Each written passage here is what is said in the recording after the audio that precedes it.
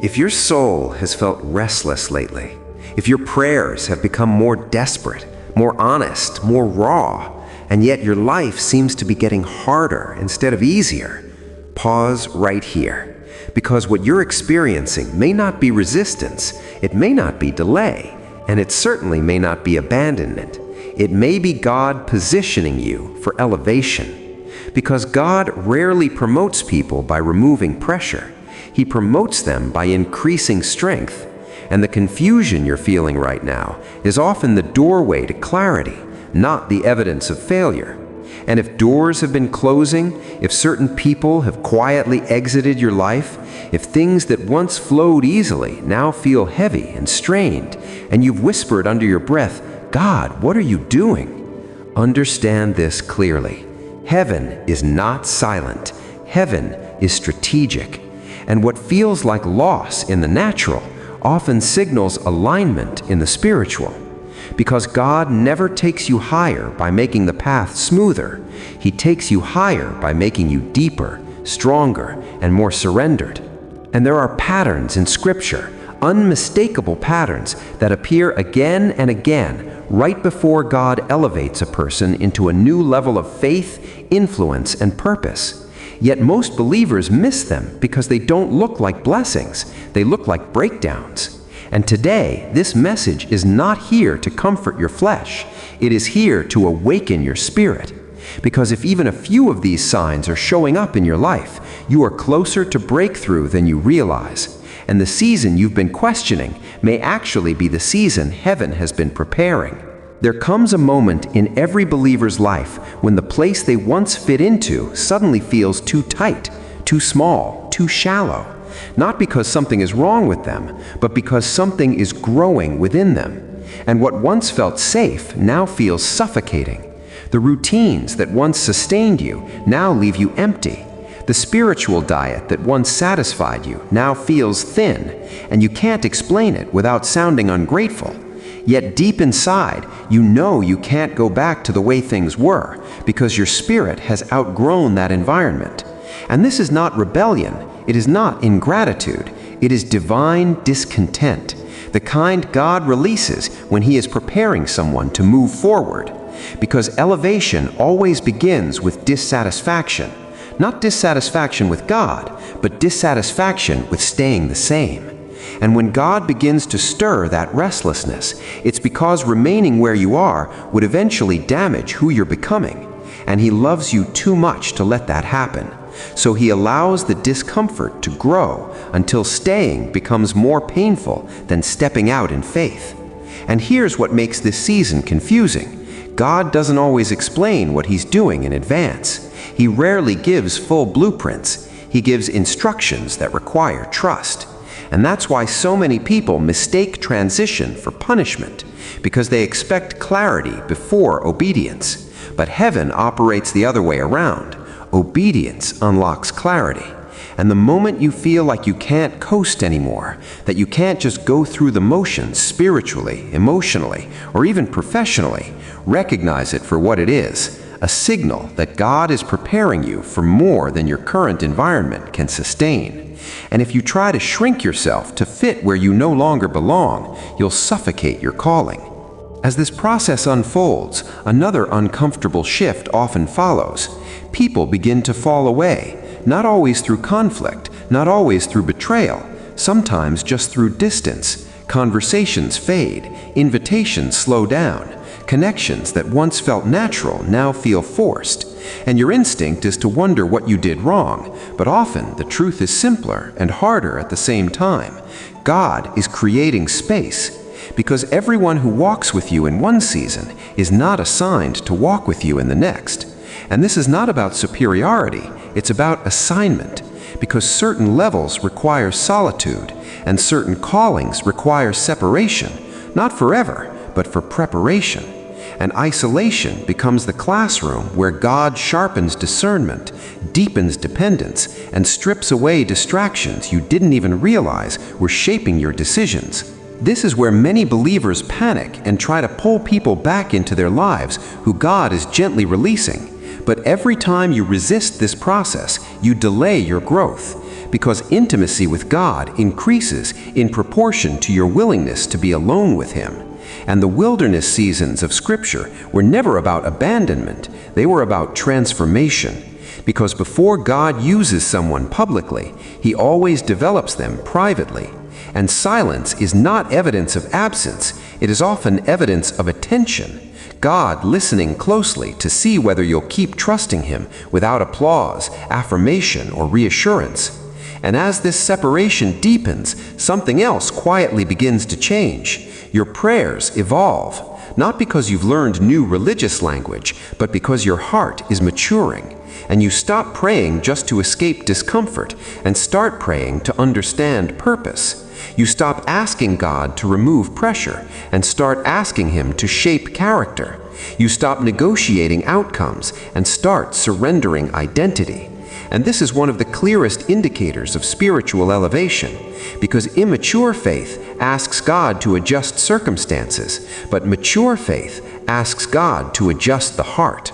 And when your prayers become less about control and more about alignment, heaven pays attention, because God entrusts greater influence to those who value transformation over convenience.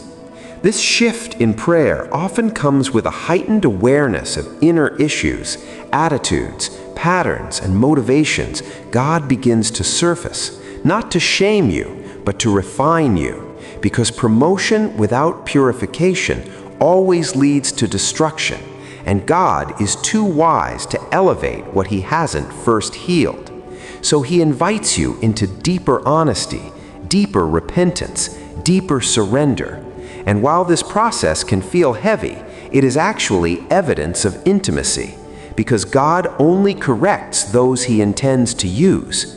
And the more responsibility He plans to place on your life, the more carefully He prepares your foundation. Yet as all of this is happening internally, externally the pressure often increases. Spiritual resistance intensifies, and suddenly it feels like everything is under attack at once. Your peace, your focus, your confidence, your relationships, your finances. And if you're not discerning, you'll assume you've stepped out of God's will, when in reality you may have stepped directly into it, because the enemy does not fight what isn't a threat. And spiritual opposition often escalates right before God expands your influence, because darkness always reacts when it senses light is about to increase. This is the season where thoughts of quitting feel louder, fear feels more aggressive, and discouragement tries to masquerade as wisdom, whispering that it would be safer to settle, safer to retreat, safer to lower expectations. But understand this: warfare is not a sign to retreat, it is a signal to stand, because the resistance you're facing is often confirmation that what you're carrying matters, and heaven has already marked your next level, even if you can't see it yet. And then there is the pressure, the kind that stretches you beyond anything you've handled before, challenges that feel disproportionate, responsibilities that feel heavier, trials that seem longer than your endurance, and you wonder why God would allow so much at once. But growth has always required resistance. Strength has always been forged under weight, and faith that has never been tested cannot be trusted with influence. So God allows pressure not to break you, but to build capacity, because where He's taking you will require endurance you don't yet possess, wisdom you haven't yet learned, and humility you haven't yet needed. And every tear, every struggle, every silent night is quietly expanding your ability to carry what's coming. As this capacity grows, something beautiful begins to happen. Your vision shifts. You start seeing differently, not because circumstances changed, but because you did, and you no longer react the same way. Offense loses its grip, bitterness loses its appeal, fear loses its authority, and you begin to see people not as obstacles, but as assignments, problems not as punishment, but as opportunities. And this perspective shift is one of the clearest indicators of elevation, because God always changes how you see before He changes where you stand. And when He gives you His perspective, you can walk into environments that once intimidated you with quiet confidence. And finally, there comes a moment where obedience costs more than comfort, where God asks you to move without explanation, to release what you still care about, to step forward without guarantees. And everything in you wants clarity before compliance. But faith at this level no longer needs explanations. It trusts the character of the one who is speaking. And this kind of obedience is uncomfortable, costly, and often misunderstood. But it is the doorway to your next season, because God only reveals the next level after you obey at the current one, and the blessing is always on the other side of surrender. If you recognize yourself in this process, understand this clearly. You are not behind, you are not forgotten, and you are not failing. You are being formed, and what feels like confusion is actually transition. What feels like pressure is actually preparation, and what feels like loss is often alignment. So don't rush this season. Don't numb it. Don't escape it. Let it do its work, because the same God who allowed the process has already prepared the promotion. And when the time comes, you will look back and realize that nothing was wasted. Not the pain, not the silence, not the struggle, because it all shaped the strength you needed to stand where you're going. And as this shaping continues beneath the surface, there is another layer most people don't talk about, because it exposes something very personal, very vulnerable. And that is the way God begins to dismantle your dependence on visible reassurance. Because up until this point, much of your confidence may have been reinforced by results, feedback, confirmation from people, or even clear answers in prayer. But when God prepares to elevate someone, He slowly removes those external supports, not to make them insecure, but to anchor them in something unshakable. And suddenly you're obeying without applause, serving without recognition, believing without evidence, and trusting without timelines. And this is where faith stops being theoretical and becomes embodied. Because faith that only functions when it is rewarded is not faith. It is transaction, and God is not interested in transactional relationships. He is forming covenant people. This is often the season where you feel misunderstood, even by people who love God, because your obedience no longer fits neatly into familiar categories. Your decisions don't always make logical sense, and you can't fully explain why you're doing what you're doing, except to say, "I know God told me." And that statement alone separates surface-level faith from deep-rooted trust. Because at higher levels, God doesn't always give you language that convinces others. He gives you conviction that anchors you. And learning to live with that tension is part of maturity. Because leaders are not formed in agreement, they are formed in obedience. And as this internal confidence grows, God begins to test something else: your response to delay. Because promotion is rarely immediate, and timing is one of the greatest tools God uses to refine motives. Because delay exposes whether you are serving God for what He gives or for who He is. And waiting has a way of surfacing impatience, entitlement, comparison, and subtle resentment that success often hides. So God allows the promise to linger just long enough for you to confront what's still undeveloped in your heart. Not because He enjoys withholding, but because premature elevation can destroy what took years to build. This is the part where many people grow weary, not because they don't love God, but because the journey feels longer than expected, and the temptation becomes to rush, to force doors open, to compromise values for momentum. But every shortcut you take to reach a calling will demand payment later. And God, in His mercy, slows you down so you don't arrive successful and empty, influential and broken, visible and unhealed, because He measures promotion differently than the world does. He measures it by stewardship, by faithfulness, by integrity when no one is watching, and by obedience when it costs you.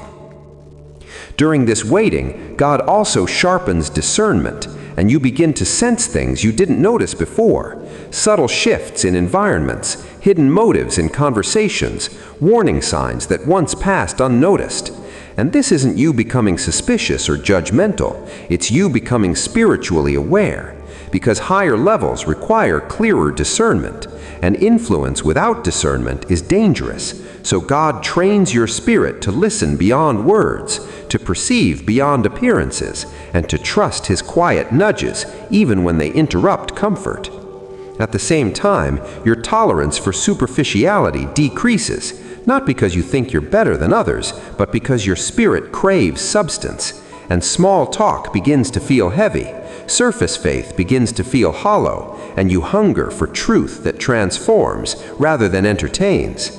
And this hunger is a gift because it draws you closer to God's heart, closer to His Word, closer to His presence, and further away from distractions that once consumed your energy. And this shift may feel lonely, but it is actually alignment, because depth always narrows the crowd. And here's where many people misunderstand God's process.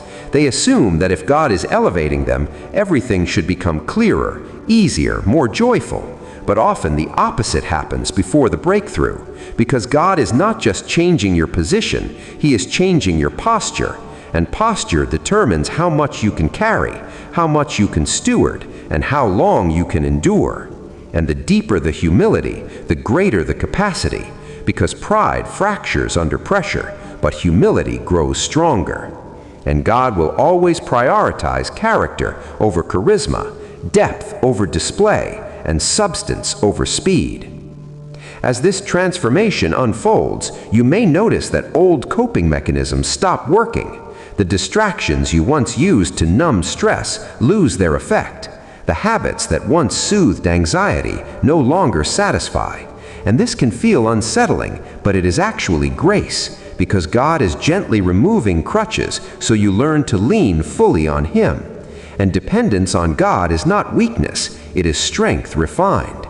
Because when your security is rooted in Him, circumstances lose the power to destabilize you. Another subtle but powerful shift happens in how you handle criticism.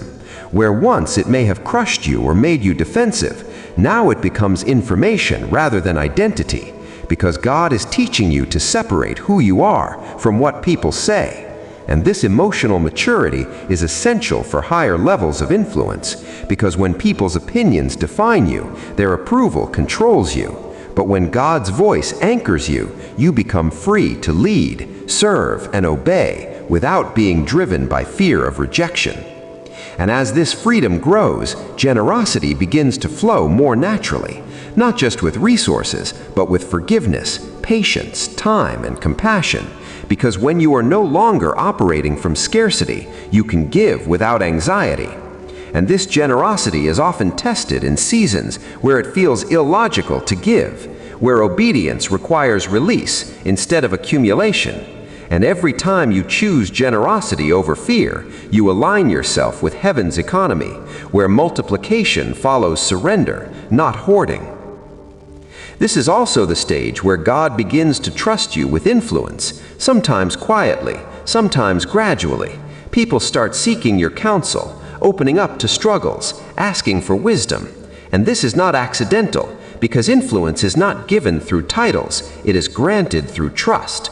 And God watches carefully how you steward people's hearts, whether you point them to yourself or back to Him, whether you use influence to elevate your ego or to serve others, because leadership in God's kingdom is always about responsibility, never about status. And as this transformation unfolds, you may notice that old coping mechanisms stop working.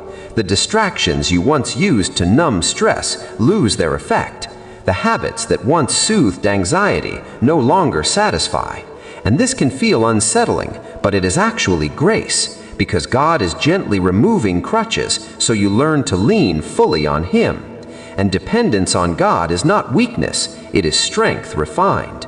Because when your security is rooted in Him, circumstances lose the power to destabilize you. Another subtle but powerful shift happens in how you handle criticism. Where once it may have crushed you or made you defensive, now it becomes information rather than identity, because God is teaching you to separate who you are from what people say. And this emotional maturity is essential for higher levels of influence, because when people's opinions define you, their approval controls you. But when God's voice anchors you, you become free to lead, serve, and obey without being driven by fear of rejection. And as this freedom grows, generosity begins to flow more naturally, not just with resources, but with forgiveness, patience, time, and compassion. Because when you are no longer operating from scarcity, you can give without anxiety. And this generosity is often tested in seasons where it feels illogical to give, where obedience requires release instead of accumulation. And every time you choose generosity over fear, you align yourself with heaven's economy, where multiplication follows surrender, not hoarding.